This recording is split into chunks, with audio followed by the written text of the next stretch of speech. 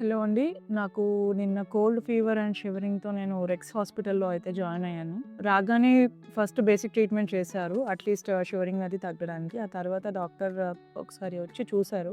Blood samples collect చేయడం కానీ, basic treatment తర్వాత మళ్ళీ ఒకసారి అన్నీ చెకప్ చేయడం గానీ జరిగింది. ఆ తర్వాత మేము రూమ్‌లోకి షిఫ్ట్ చేసి మమ్మల్ని ప్రాపర్ ట్రీట్మెంట్ అనేది ఇచ్చారు. లైక్ త్రూ ఇంజెక్షన్స్ గానీ, ఐవీస్ గానీ.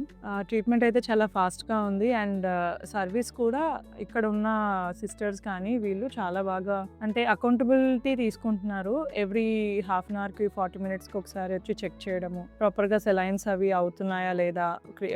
ఏమైనా ప్రాబ్లమ్ ఉందా పేషెంట్‌కి అని అన్నీ చెక్ చేయడం అవన్నీ ప్రాపర్‌గా ఉంది. అండ్ ఫెసిలిటీస్ అవి కూడా మంచిగా ప్రొవైడ్ చేశారు.